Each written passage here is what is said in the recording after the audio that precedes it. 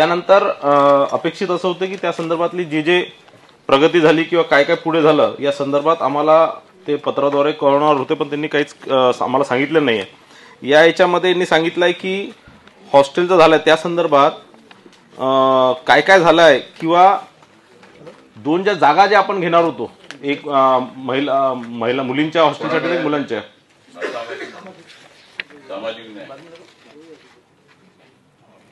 नमस्कार सर।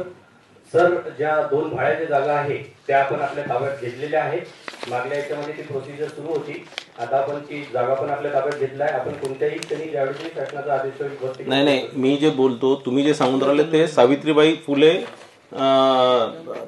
आधार योजनेच्या संदर्भात की जे हॉस्टेल आपण किरायाने घेतले, आपण ज्या जागा जिथे आपण बिल्डिंगचं बांधकाम करणार आहे त्या जागेच्या संदर्भात मी विचारतो। त्या जागेची पण मागल्या वेळेस आपण बांधकाम मोजणी होणार होती, मोजणी झालेली आहे सर। तिची क प्रत पण आपल्याला मिळाली, ती आपण अपर तहसीलदार यांच्याकडे सबमिट पण केलेली आहे। आता ही जागा आपल्याला जशी मंजूर होते आहे आणि त्याच्यानंतर मग आपण प्रपोजल शासनाला पाठवू शकतो। कोणाकडे फाईल पाठवली?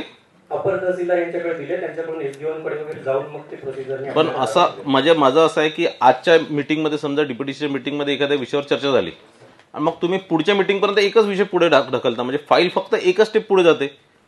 म्हणजे या स्पीडने जर केलं तर पुढचे 20 वर्ष लागणार हे हॉस्टेल बनण्याकरता। 7 नोव्हेंबरला आपली मोजणी झाल्यानंतर आम्ही तात्काळ त्यांच्याकडे दिलेली आहे। आता ते 7 नोव्हेंबर पासून ते अपर तहसीलदाराकडे पेंडिंग आहे।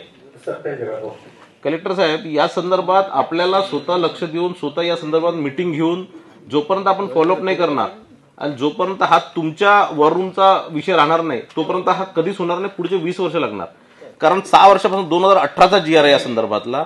आज 6 वर्षापासून काहीच म्हणजे तेच या टेबलवर गेली, मग मोजणी व्हायचे, मग अमक व्हायचं, मग पैसे जमा व्हायचे, हेच चालू असतं।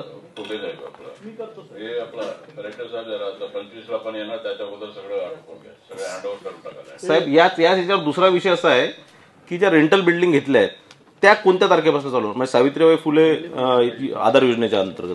सर, आपण 1 सप्टेंबरला एक बिल्डिंग घेतली आहे आणि 1 डिसेंबरला दोन्ही आपल्या ताब्यामध्ये आहेत। आता फक्त आपल्याला शासनाकडून परवानगी आल्या की तुम्ही सुरू करा की आपण लगेच सुरू करू। कॅपॅसिटी किती आहे? 100 ची दोघांची। आणि याच्या व्यतिरिक्त जे आपण जे विद्यार्थ्यांना प्रत्येकीच्या 600 विद्यार्थ्यांना आपण हे देणार ना, पैसे देणार आहे काही 48,000 रुपये, तर ती योजनाचं कधीपासून चालू करणार आहे? सर, ती आम्ही सुरू करतो आता याच्यानंतर। कधी? तुम्हाला पेपर ऍड काढायला लागणार ना त्या संदर्भात?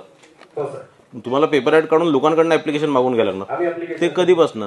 सर, हा GR येऊन मला वाटतं 10 दिवस झाले आहेत, सर आतापर्यंत पेपर ऍड निघालेली नाही या संदर्भात। तर विद्यार्थी पेपर ऍड मध्ये टाकतील कधी, ऑनलाईन ऍप्लिकेशन कधी करतील, त्यानंतर सिलेक्ट कधी होतील, त्यानंतर त्याला ती पैसे कधी मिळणं चालू होणार? आम्ही ते लगेच करून घेतो सर।